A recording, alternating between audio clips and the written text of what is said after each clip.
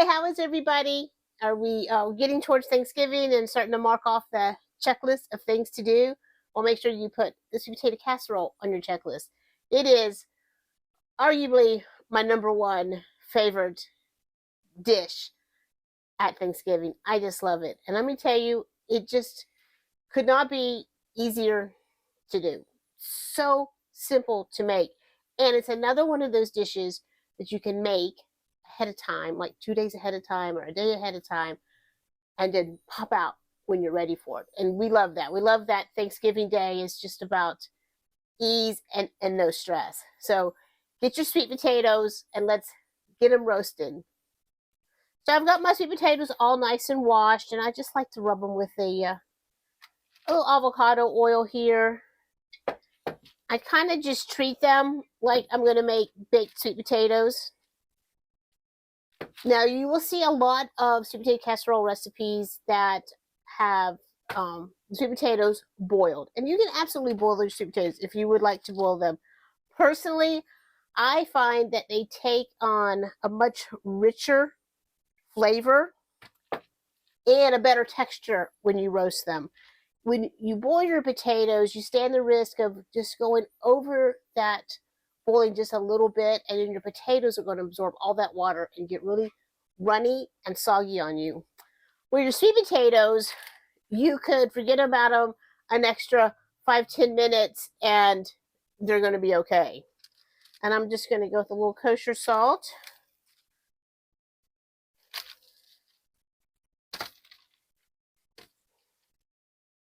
And now we're going in 400-degree oven for a good 50 minutes to an hour. You want to make sure that these are really soft and really done. Any bits of hard, they're just not going to continue cooking. They're not going to be in the oven the second time around to really finish cooking that. So we want to make sure these are done. And while those are cooking, we can just get all of our other stuff together. I just pulled the potatoes. They were in 60 minutes, and you really want to meet no resistance here. This should just fall right through, and they are done. So if you're ready, come on down here and let's get on making our casserole. So one thing I want to do is get these potatoes out of their jackets and into a bowl where they can start to cool down. Another great thing about doing your potatoes in the oven is just how easy the skin comes off. So I'm just using my little potato masher here to mash these. You could use a stand mixer, electric mixer. I just find it just as easy to do with my little handheld thing here.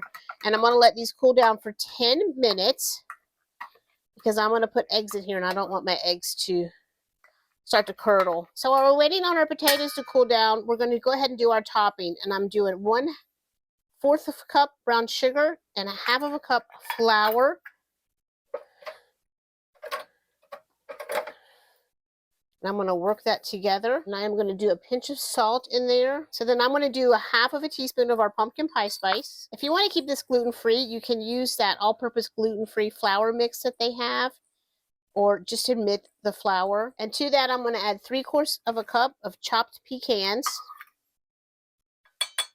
And now this is kind of just where I like getting my hands in. So we're going to set that aside and check on our potatoes. So one thing that you learn when you live on a boat is that you can't just lay your eggs down on your counter and walk away. Because they will be there when you come back. Now, into our sweet potatoes. I have 1/2 cup heavy cream, and I'm using heavy cream here. You could use sweetened condensed milk, which I have to tell you, I have done before, and it is really, really good. But it's really going to make them very sweet. A lot of people like to use evaporated milk, but unless I'm making my own evaporated milk, I don't buy it. There's just too many things in it I can't pronounce. And if you want to make evaporated milk, just 2 1/4 cups of milk, and you just reduce it down to it's a cup of milk, and bam, you have evaporated milk. And next we're going to go with some brown sugar, and I have 1/4 a cup brown sugar.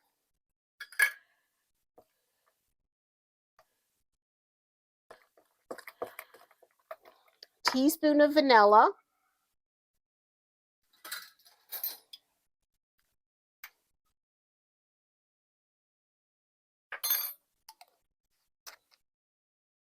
about a half a teaspoon of salt. And I'm going to do some ground black pepper.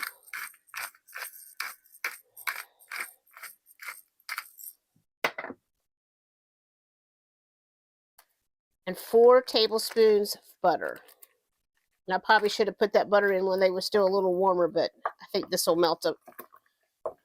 Should have done that first. And next we're going to do our 2 eggs.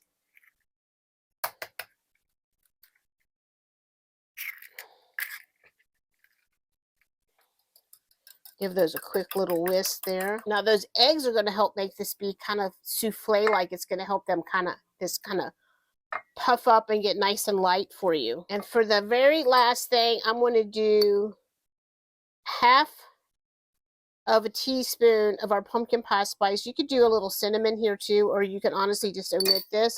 And I'm going to add that much, and then I'm going to taste before I add more, because a little of that can go a long way and you don't want to go overboard with it. I am going to go with a little more salt.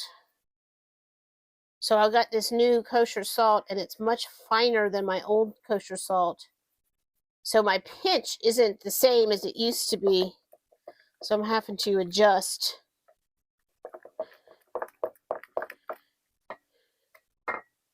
And I'm just going to do just a little bit more. And it's just that simple for the casserole part. So I honestly thought that that was going to go in my 10-inch skillet. But now that I see it, I don't think it will. So I've buttered my 8-inch skillet, and I just threw butter everywhere. And we're going to go in with our sweet potatoes.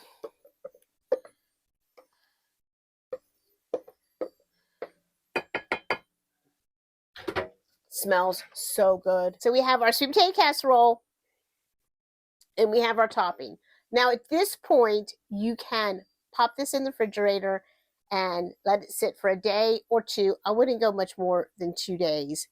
And then at that point, when you pull it out of the refrigerator, you're going to continue on with the topping portion. If you do elect to put it in the refrigerator for a day or 2, you want to let it sit out at room temperature for an hour, or increase your cooking time by 10 minutes.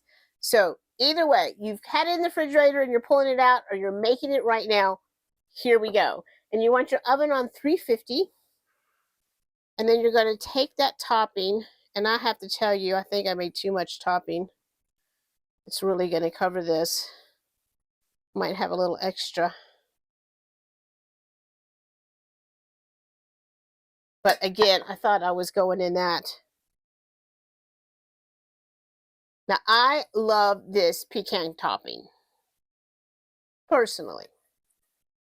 But you might not want a pecan topping, and you might want to go old school and do marshmallows.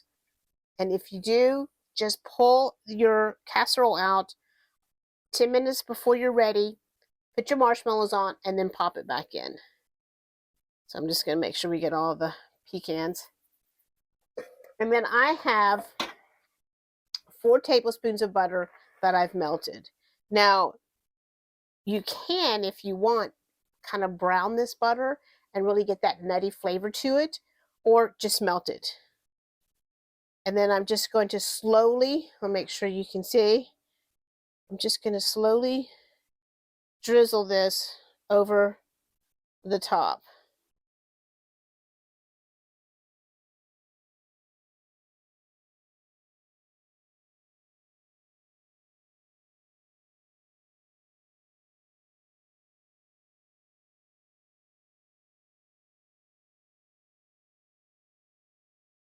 All right, 30 minutes at 350. I'll see you then. All right, she's out of the oven. I'm picking up the top. And I just want to show you how light and fluffy. And you see how that egg just makes it puff up, and it's just so light and delicate. I got a piece I'm trying to cool down. It's really hot to taste for you.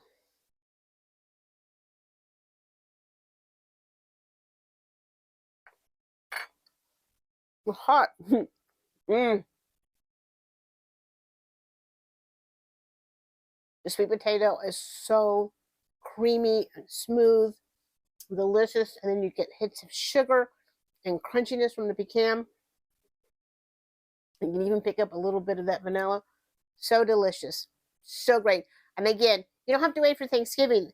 With pork roast or roasted chicken, this goes good with so many things. So you don't have to wait for Thanksgiving to make this beautiful, amazing sweet potato casserole.